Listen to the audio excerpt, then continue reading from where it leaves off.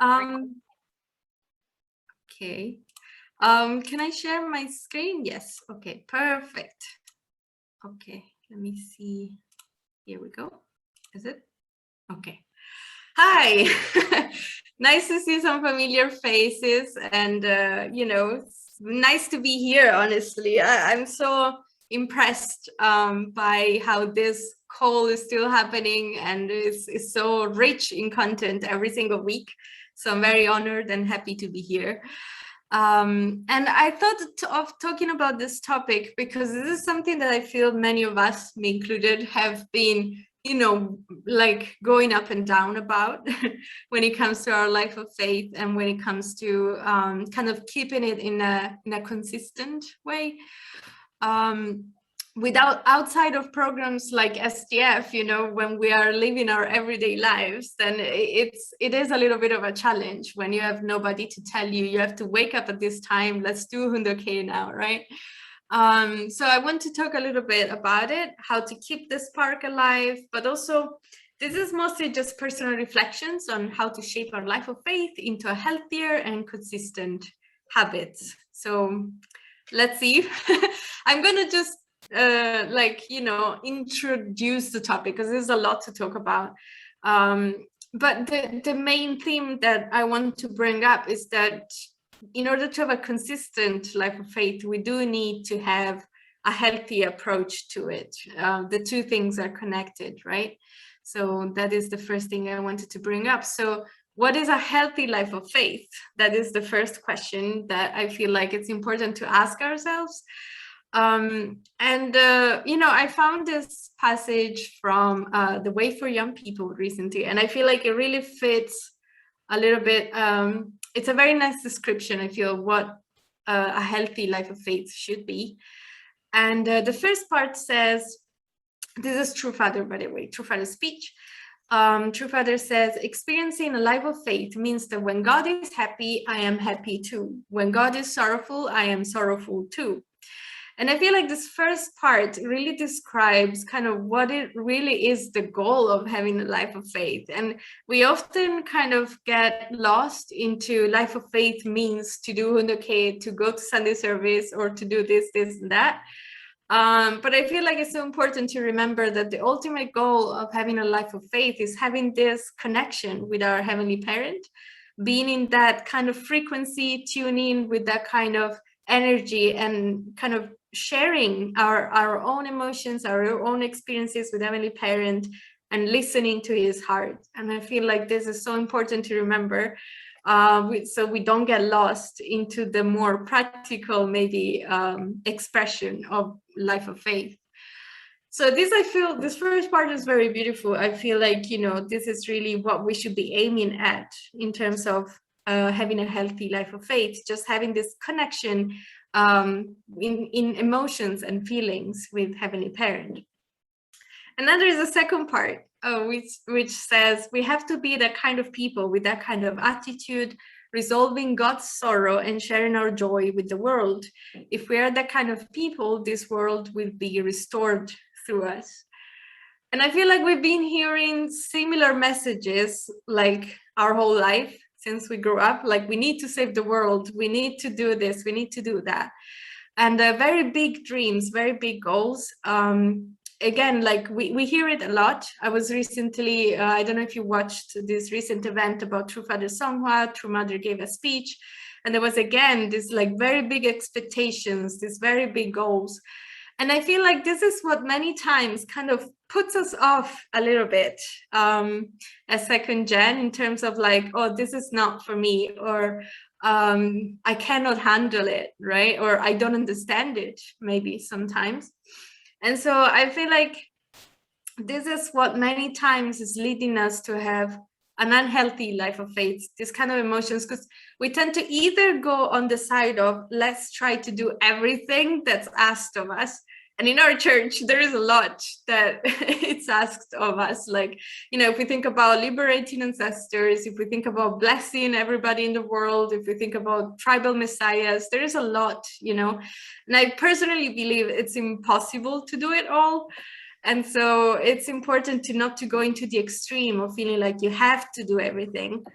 But on the other side, we go into the kind of dynamic where we know we should be doing more, we know we should be doing better, but we don't. And so we're in this middle position of feeling bad, but not really willing to change anything. And so this is also kind of like an unhealthy approach to our life of faith.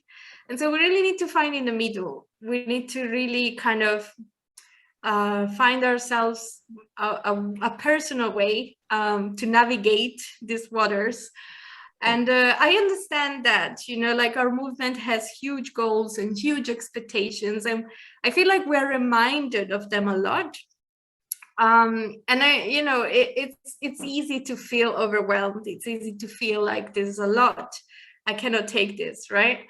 But I do believe that, you know, if we break it down to what can I personally do in my own situation, in my own community, then it does become an easier burden to carry. And not necessarily a burden, actually, then can become something we can be passionate about. But I feel like the challenge comes when we try to take it all in at the same time. So either we go crazy trying to do everything, or we reject it completely.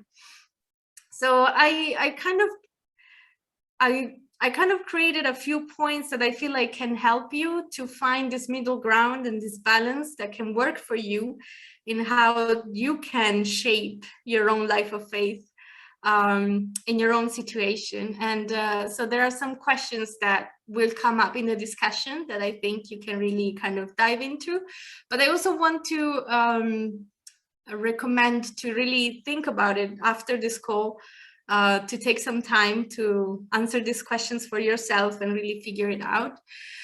And so the first point that I want to mention is that it's important to start from inside ourselves first. So what I mean with this is that from the quote we saw earlier, right, this first part is really about our own personal relationship with Heavenly Parent. And that's where our life of faith should start from. It shouldn't start from a place where my parents told me to do this, or my community, or because you feel pressured maybe from your community to do certain things, right? It's so important that our own life of faith is starting from a place that is true to who we are. And so the first question I feel like it's so important to ask yourself, and you're going to discuss about this in the discussion later, but what is my expectation of what my life of faith should be like? And this is something that I feel like it's often not thought about enough from our side, because we grow up believing that our life of faith should be a certain way, right? And we have all these expectations, we have all this underlying image of what is the perfect life of faith, but we never kind of bring it up, and this is actually conditioning the way we relate, the way we feel about our life of faith, about the church. So it's very important to first kind of really understand what is it, my expectation of what my life of faith should be like. What are the things that you grew up with that are, you know, for example, I don't know, is my expectation for like my life of faith should be like, I need to do Hundok every day, or I need to pray every day, or I need to go to the Sunday service every Sunday. You know, we have a whole system of beliefs that's there, but we don't really bring it to consciousness so many times. And so I feel like this is the first question that we really need to ask ourselves. And then the second one is to start from where you are right now. So we might have these expectations, right? These big dreams or this big idea on how we should be in terms of our life of faith. But then it's so important to ask ourselves, is this expectation fitting with my present state and environment? So we might be feeling like, you know, we grew up with the idea, for example, I don't know, depending on your parents or your community, like I'm just making an example here, like you need to bless everybody in the world, right?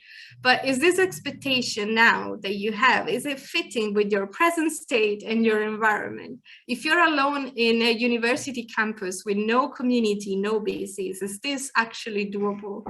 And so it's so important to ask ourselves this question, because if we don't know where we start from, then we're not moving forward. And so it's so important to clarify and bring it down to reality, right? I think our church is very good at dreaming big, but then we really need to do the effort of seeing what can I practically do? Where am I starting from? Where am I right now?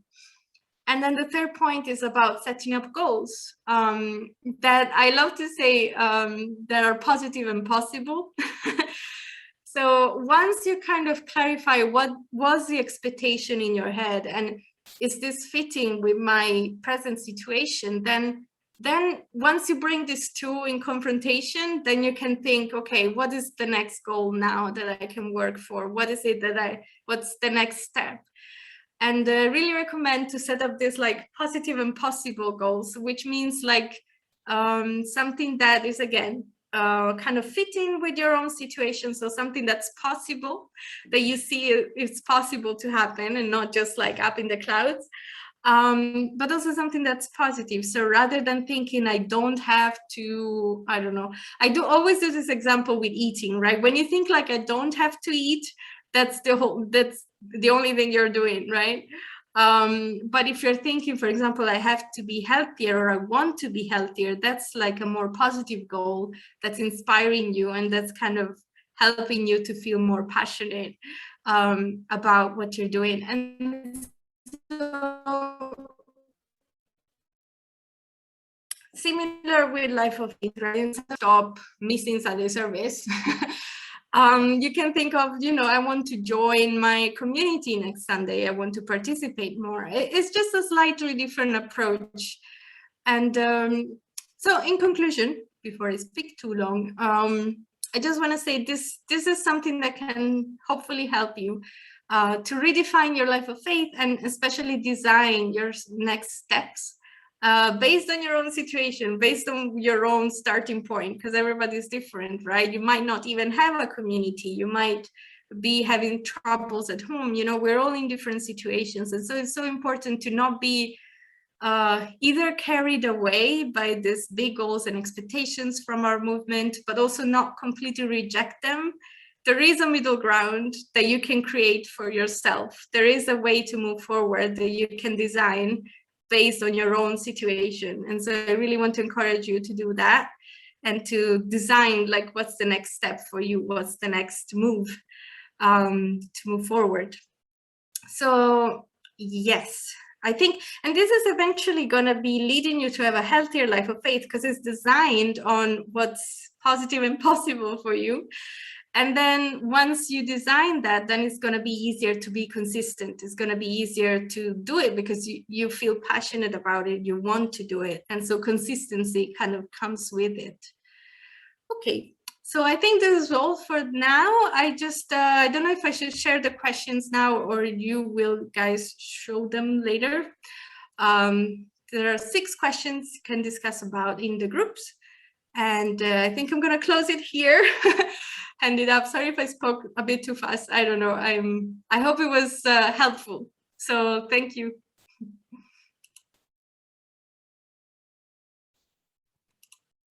Yep. Thank you so much, Debbie, there for that. Yeah, I think that's a very apt and important message for us all as we kind of move into our 20s and becoming working professionals, I think specifically. Yeah, I suppose it's very important for us to look at how we see